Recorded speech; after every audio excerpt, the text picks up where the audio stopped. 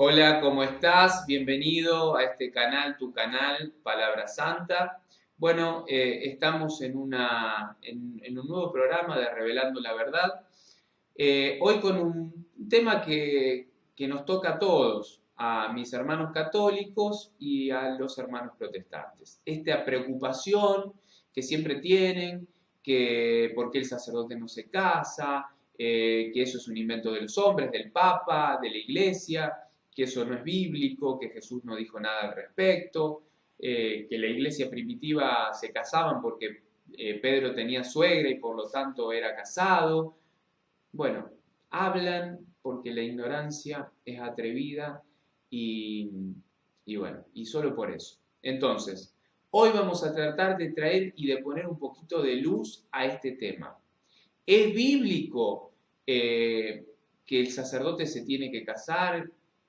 ¿O es bíblico que el sacerdote debe permanecer soltero? Lo vamos a ver. Antes vamos a hacer una brevísima oración para ponernos en la presencia del Señor. En el nombre del Padre, del Hijo y del Espíritu Santo. Amén. Padre amado, Padre misericordioso, en el nombre poderoso de tu amadísimo Hijo Jesucristo, te pido que envíes el Espíritu Santo, que es Señor y dador de vida. Que Él traiga para este video, para este momento, espíritu de sabiduría, espíritu de entendimiento, de comprensión, espíritu de amor. Que este Espíritu Santo pueda tocar los corazones con esta luz de la palabra de Dios. Te alabo, te exalto, te glorifico, te honro, te adoro, porque tú eres Rey de Reyes, Señor de señores. Gracias, gracias, Señor. Bendito y alabado seas por siempre. Amén, amén, amén. Bien, hermano, ahora sí. Jesús dejó alguna indicación acerca de este tema, ¿no? De que el sacerdote o la religiosa no deben casarse. Sí, lo dejó, lo vamos a ver juntos.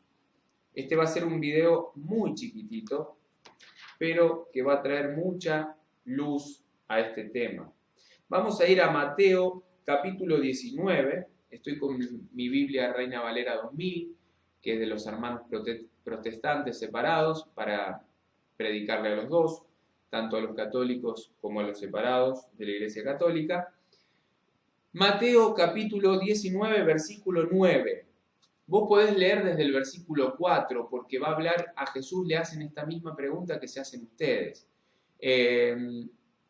Entonces Jesús va a decir, el hombre fue creado, imagen y semejanza de Dios, varón y mujer los creó Dios, el varón va a dejar a su madre y a su padre para unirse a su mujer, a su esposa, y ya los dos no serán dos personas, sino serán una sola carne, y va a hablar de todo esto. Después va a tocar el tema del adulterio, de la separación, de qué le conviene al hombre y a la mujer. Lo podés leer todo.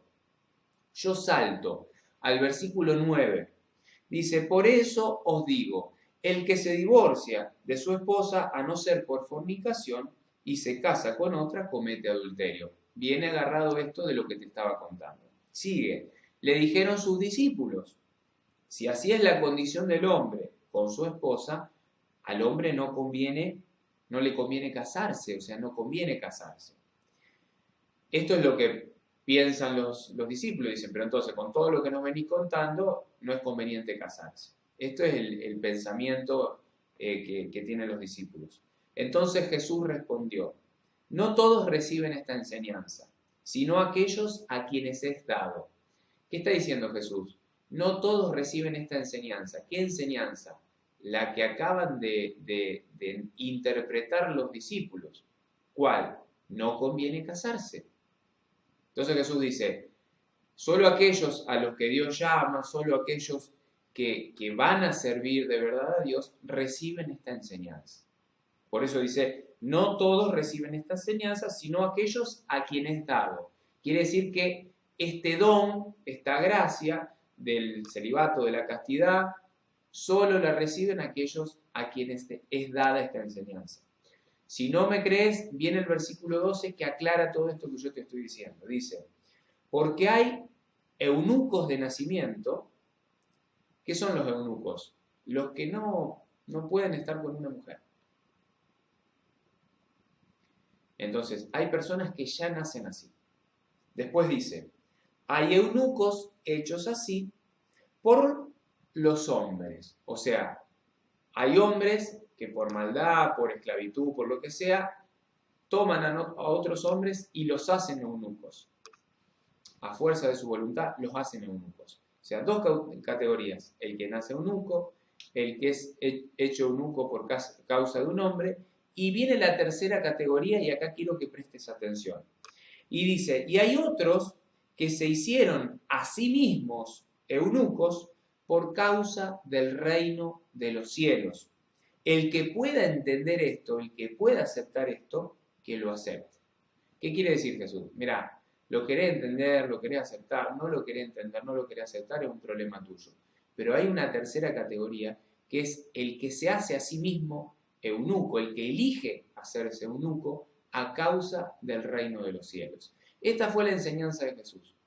Dependiendo de la traducción de mi Biblia católica es mucho más linda y más entendible. Yo te la leí desde la Biblia Reina Valera 2000 de nuestros hermanos separados porque necesito que ellos lo escuchen. Ustedes católicos y ellos lo escuchen y lo entiendan. Esto pasó con Jesús y sus apóstoles. Ahora, ¿qué enseñaba la iglesia primitiva? O sea, Pablo escribe hacia el año 60, 62 la carta a los Corintios. ¿Está? La escribe más o menos unos 30, 40 años después de que Jesús muere y resucita. ¿Qué enseñaba Pablo? ¿Qué enseñaba toda la iglesia primitiva acerca de esto que Jesús les había recomendado? Vamos a leer la carta a los Corintios, primera carta a los Corintios, capítulo 7, desde el versículo 32. Poder leer todo. El capítulo 7 habla de los deberes del matrimonio, va a hablar del matrimonio cristiano, va a ir hablando de todo el contexto del esposo y la esposa, el marido y su mujer. Y en el versículo 32 va a dar una explicación conforme a esto que yo te venía hablando recién. La explicación dice así: quisiera pues que estuvieseis sin congoja, o sea, que no estén preocupados. Yo quisiera que ustedes no estén preocupados, dice Pablo. El soltero, primer grupo, primera categoría, presta atención, el soltero se preocupa de las cosas del Señor, de cómo agradar al Señor, dice Pablo. Segundo grupo, pero el casado se preocupa de las cosas del mundo y de cómo agradar a su esposa. Va a seguir hablando. O sea, vieron dos grupos, el soltero que se preocupa de cómo agradar a su señor y el casado que se preocupa de cómo agradar a su esposa. Y después, si querés saber por qué la vida de las religiosas, de las monjitas, por qué no se casan, por qué tienen que permanecer vírgenes, por qué tienen que vivir también en la castidad, te lo leo, versículo 34. También hay diferencia entre la casada y la soltera, dos grupos. La soltera, primer grupo, tiene cuidado de las cosas del Señor para ser santa, así en el cuerpo como en el espíritu. Primer grupo. El segundo grupo, la casada, tiene cuidado de las cosas del mundo y de cómo agradar a su esposo. Entonces, ¿por qué los sacerdotes no se casan? ¿Por qué las monjitas y religiosas no se casan? Porque es bíblico. Lo enseñó Jesús, lo enseñó Pablo 30, 40 años después. Pero Pedro tenía suegra, era casado. No. Cuando Jesús llama a Pedro para ser pescador de hombres, Pedro ya tenía suegra. Pero a Pedro no le conocemos esposa. ¿Qué quiero decir con esto? Es muy probable que Pedro haya sido un viudo, una persona que quedó viuda. No conocemos, la palabra no habla de la mujer de Pedro, sí habla de la suegra de Pedro. ¿Qué quiere decir? Que Pedro podría tranquilamente servir al Señor porque era una persona que estaba frente a los ojos de Dios soltero.